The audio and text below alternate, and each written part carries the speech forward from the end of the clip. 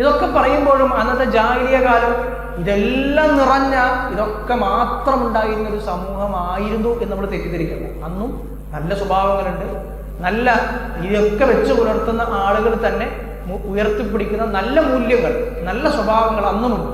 ഇസ്ലാം വന്നപ്പോൾ അതിനെ പ്രോത്സാഹിപ്പിക്കുകയും അതിനെ നിലനിർത്തുകയും അതിനെ പരിഷ്കരണങ്ങളോടുകൂടി അതിനെ വളരെ നല്ല രൂപത്തിലാക്കുകയും ചെയ്ത സ്വഭാവങ്ങളുമുണ്ട്. ഉദാഹരണത്തിന് അവർ വളരെ ഔദാര്യപരമായിരുന്നു അറബികൾ ജാഹിലിയ കാലത്ത്. പ്രത്യേകിച്ച് അതിഥികൾ വന്നാൽ ആളുകളോട് വളരെ ഉദാരപരമായി ചിലവഴിക്കുന്ന ആളുകൾ. സ്വന്തം കയ്യിൽ എന്താണോ ഉള്ളത് അത് നോക്കാതെ സ്വയം പാപ്പരായാലും ശരി അത് ചെലവഴിക്കുക, ഉദാരതയോടുകൂടി ആളുകൾക്ക് നൽകുക, അതൊരു നല്ല സ്വഭാവം.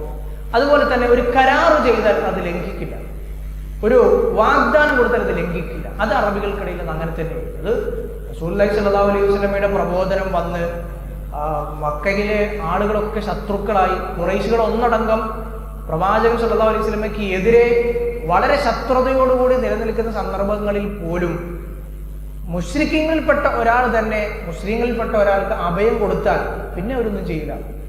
അതാ ഉറപ്പിന്റെ ആ കരാർ പാലനം വളരെ ഗൗരവത്തോടു കൂടി അറബികൾ കണ്ടിരുന്നു എന്നതിന്റെ തെളിവാണ്. അബൂബക്കർ സിദ്ദീഖ് റളിയല്ലാഹു അൻഹു റസൂലുള്ളാഹി സ്വല്ലല്ലാഹു അലൈഹി വസല്ലമയോടൊപ്പം ഹിജ്റ പോകുന്നതിന് മുമ്പ് വേറൊരു തവണ ഹിജ്റ പോയിട്ടുണ്ട്. പോകാൻ ഇറങ്ങിയതാണ്. ഇറങ്ങി കുറച്ചായി.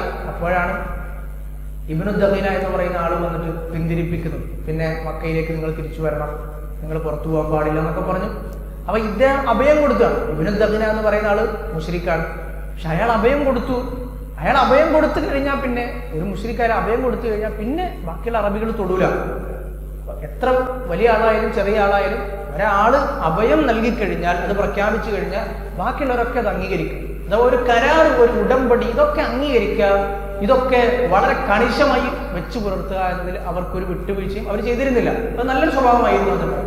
അതുപോലെ തന്നെ കാര്യങ്ങൾ തീരുമാനിച്ചാൽ അത് നടപ്പാക്കുക, അതിൽ അറബികൾ വളരെ ഉഷാറായിരുന്നു. ജാഹിലിയ കാല അറബികൾ ഒരു കാര്യം തീരുമാനിച്ചാൽ അത് നടപ്പാക്കിയിട്ട് അവർ പിന്തിരിയുമായിരുന്നു.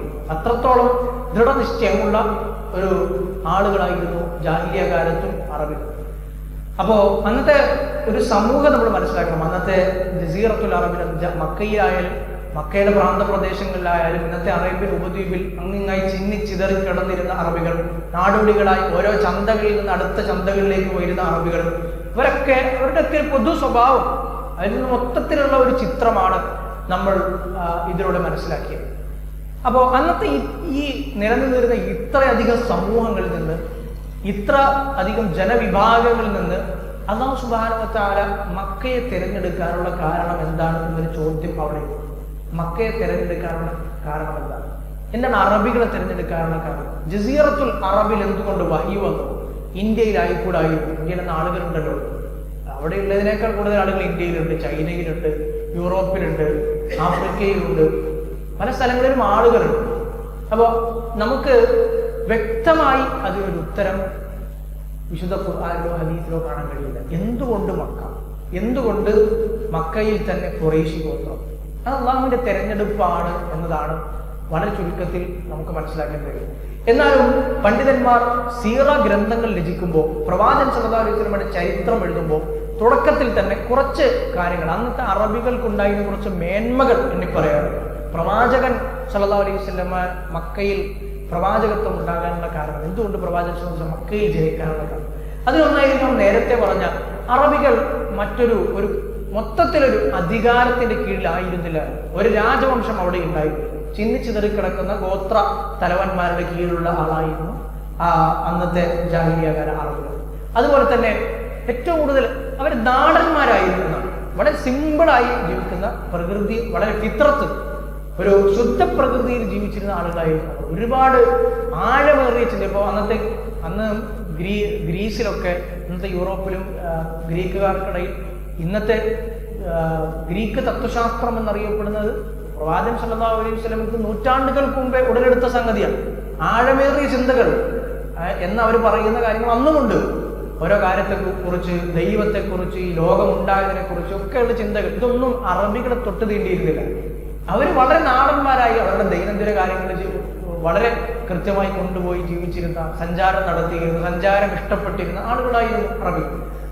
അവർക്കുള്ള ഒരു പ്ലസ് പോയിന്റ്. ഇങ്ങനെയുള്ള അനാവശ്യമായ ഒരുപാട് ചിന്തകൾ ഈ അറേബ്യൻ ഉപദ്വീപിൽ ഇല്ലായിരുന്നു. ഒരുപാട് വ്യവസ്ഥാപിതമായി വേരൂന്നിയ മതങ്ങളും അന്ന് ജാഹിലിയ കാലത്ത് ഉണ്ടായിരുന്നു, അറബികൾക്കുണ്ടായിരുന്നു. ബുദ്ധമതം പോലെ, ബുദ്ധമതം ഇന്ത്യയിൽ വളരെ അശോക രാജാവിനെ പോലെയുള്ള രാജാക്കന്മാർ അധികാരത്തിലൂടെ വളരെ ശക്തമായി പ്രചരിപ്പിച്ച മതമായിരുന്നു. അന്ന് അങ്ങനെ ഒരു മതം അന്ന് ജാഹിലിയ കാലത്തില്ല. വളരെ ശക്തമായി വേരൂന്നി ഒരു മതം, അല്ലെങ്കിൽ ഒരു ആശയം, അല്ലെങ്കിൽ ഒരു രാജവംശം, ഒരു ഭരണകൂടം, അത് അറബികൾക്കില്ല. അവർ കുറച്ചുകൂടി ഫ്രീ ആണ്. അന്നത്തെ ആ ഒരു അന്തരീക്ഷം കുറച്ചുകൂടി വിശാലമാണ്, കുറച്ചുകൂടി സ്വതന്ത്രമാണ്. അതുപോലെ തന്നെ അന്നത്തെ അറബികൾക്ക് ഉണ്ടായിരുന്ന ഒരു നിശ്ചയദാർഢ്യം നമ്മൾ നേരത്തെ പറഞ്ഞത്, അത് ഒരു വഹ്യ് വന്നാൽ അതിനെ ഏറ്റെടുക്കാനുള്ള ഒരു പ്രാപ്തി, അത് ഉൾക്കൊള്ളാനും അതിനുവേണ്ടി ജീവൻ പോലും ത്യജിക്കാനുമുള്ള ഹൃദയവിശാലതയും അതിനുവേണ്ടി മനക്കരുത്തും ഉണ്ടായിരുന്ന ആളുകൾ, അത് അറബികൾക്കുണ്ടായിരുന്ന ഒരു പ്രത്യേകതയാണ്. അവര് ഒരു കാര്യം ഉൾക്കൊണ്ട് കഴിഞ്ഞാൽ പിന്നെ അതിന്റെ കീഴിൽ നിലനിൽക്കാൻ വേണ്ടി ഒരു ജീവൻ പോലും നൽകാൻ മടിക്കില്ല. അതങ്ങനെ തന്നെയാണ്. സത്യം മനസ്സിലാകുന്നത് വരെ അവരതിനെ എല്ലാ രൂപത്തിലും എതിർക്കും. സത്യം മനസ്സിലായി കഴിഞ്ഞാൽ പിന്നെ സത്യത്തിന് വേണ്ടി ജീവൻ ബലികഴിച്ചു അവർ പോരാടും. അങ്ങനെയുള്ള ഒരു സ്വഭാവ സവിശേഷത അറബികൾക്ക് ഉണ്ടായിരുന്നതായി കാണാൻ കഴിയും. അത് മാത്രമല്ല, അന്നത്തെ കച്ചവട രംഗത്തെ യാത്രകൾ പരിശോധിക്കുകയാണെങ്കിൽ അന്നത്തെ ലോകം എന്ന് പറയുമ്പോൾ നമ്മൾ ഇന്നത്തെ ഈ അമേരിക്കയൊന്നും അന്നത്തെ ലോകത്തിൽ നമ്മൾ എണ്ണൂല. കാരണം അമേരിക്കയൊക്കെ പിൽക്കാലത്ത് കുറച്ചുകൂടി ചരിത്രത്തിൽ വെളിപ്പെട്ട് വരും. അതുകൊണ്ട് അന്നത്തെ സഞ്ചാരപാതകളിലൊന്നും അമേരിക്ക ഇല്ല. അതുകൊണ്ടാണ് സ്വഹാബികൾ അറ്റ്ലാന്റിക് തീരത്ത് വന്നിട്ട് ഇന്നത്തെ മൊറോക്കോ പോലുള്ള ഭാഗങ്ങളിൽ ആഫ്രിക്കയുടെ എങ്ങേയറ്റത്ത് വന്നിട്ട് പറയുന്നതായി നമുക്ക് കാണാൻ കഴിയും. പ്രവാചകൻ സല്ലല്ലാഹു അലൈഹി വസല്ലം സ്വഹാബികൾ ഇതിനപ്പുറത്തൊരു നാടുണ്ടായിരുന്നെങ്കിൽ, അവിടേക്ക് പോകാനുള്ള കപ്പലോ സംവിധാനങ്ങളോ ഉണ്ടായിരുന്നെങ്കിൽ ഞാൻ അവിടേക്ക് പോയി പ്രബോധനം നടത്തുമായിരുന്നു. ആ പുറത്തേക്കുള്ള സ്ഥലം എന്ന് പറയുന്നത് അമേരിക്കയാണ്. അപ്പോൾ പ്രവാചകൻ സല്ലല്ലാഹു അലൈഹി വസല്ലം കാലത്ത് പോലും അമേരിക്ക എന്ത് ചെയ്തില്ല, കണ്ടുപിടിക്കപ്പെട്ടിട്ടില്ല. അപ്പോൾ അമേരിക്കയെ നമുക്ക് ഒഴിവാക്കാം. നേരെ മറിച്ച് ഇന്നത്തെ ലോകത്തിൽ തന്നെ ഇന്നത്തെ ഒരു മാപ്പ് നമ്മൾ മുമ്പിൽ വെച്ച് നോക്കുകയാണെങ്കിൽ അന്ന് ലോകത്ത് നിലനിരുന്ന പ്രധാനപ്പെട്ട നഗരങ്ങൾ, നാഗരികതകൾ എല്ലാമായി ബന്ധപ്പെടാൻ സാധിക്കുന്ന ഒരു സെന്റർ ആയിരുന്നു മക്ക അല്ലെങ്കിൽ അറേബ്യ എന്ന് നമുക്ക് കാണാൻ കഴിയും. ചൈനയിൽ നിന്ന് പോകുന്ന യൂറോപ്പിൽ വരെ എത്തുന്ന പട്ടുപാത, സിൽക്ക് റൂട്ട് എന്ന അറിയപ്പെടുന്ന പട്ടുപാത അന്ന് അറബികൾ ഉപയോഗപ്പെടുത്തിയിരുന്നു. അത് അറേബ്യയിലേക്ക് എത്തിയിരുന്നു. അതുപോലെ തന്നെ നമ്മൾ നേരത്തെ പറഞ്ഞ പ്രധാനപ്പെട്ട സാമ്രാജ്യങ്ങളുമായി, റോമ സാമ്രാജ്യങ്ങളുമായി, അതുപോലെ തന്നെ പേർഷ്യക്കാരുമായി ഒക്കെ, ഷാമുകാരുമായി ഒക്കെ ഈ അറേബ്യൻ ഉപദ്വീപിലുള്ള നാടോടികളായ അറബികൾക്ക് ബന്ധമുണ്ട്. അവിടേക്ക് യാത്രാ മാർഗങ്ങളുണ്ട്, സഞ്ചാര പാതകളുണ്ട്. അപ്പോ ഈ ഒരു നാഗരികതകളുടെ ഒക്കെ ഇവയുമായൊക്കെ വളരെ എളുപ്പത്തിൽ ബന്ധപ്പെടാൻ കഴിയുന്ന ഒരു ആശയം അവിടെ പ്രഖ്യാപിക്കപ്പെട്ടാൽ വളരെ എളുപ്പം അത് വിശാലമായി അതിന് സഞ്ചരിക്കാൻ കഴിയുന്ന ഒരു രൂപം അന്നത്തെ മക്കയിൽ ഉണ്ടായിരുന്നതായി, പ്രത്യേകിച്ച് ജസീറത്തുൽ അറബിൽ പൊതുവിൽ ഉണ്ടായിരുന്നതായി നമുക്ക് കാണാൻ കഴിയും. അങ്ങനെയാണ് ഹിജാസ് എന്ന് പറയുന്നത്. ഇന്നത്തെ മക്ക മദീന ഉൾക്കൊള്ളുന്ന അറേബ്യൻ ഉപദ്വീപ പ്രദേശമാണ് ഹിജാസ്. ആ പ്രദേശം വളരെയധികം യാത്രകളുടെ, സഞ്ചാരങ്ങളുടെ, യാത്രാ സംഘങ്ങളുടെ, കച്ചവട സംഘങ്ങളുടെ ഒരു സംഗമവേദി എന്നൊക്കെ പറയാൻ പറ്റുന്ന രൂപത്തിലേക്ക് മാറുന്നത് അങ്ങനെയാണ്. അത് മാത്രമല്ല, മറ്റേ ആഫ്രിക്കയുമായി, യൂറോപ്പുമായി, ഇന്ത്യയുമായി ഒക്കെ അറബികൾക്ക് കടൽ മാർഗമുള്ള ബന്ധവും ഉണ്ടായിരുന്നു. കരമാർഗം മാത്രമല്ല, കടൽ മാർഗത്തിലൂടെ ഇസ്ലാമിന് മുമ്പ് അറബികൾ കേരളത്തിലടക്കം വന്നതായി നമുക്ക് കാണാൻ കഴിയുമല്ലോ. ചൈനയിലേക്ക് നേരത്തെ പറഞ്ഞ പട്ടുപാത എന്നറിയപ്പെടുന്ന വഴി അങ്ങനെ കരമാർഗവും കടൽ മാർഗവും ഒക്കെ അറബികൾക്ക് ബന്ധങ്ങൾ ഉണ്ടായിരുന്നു.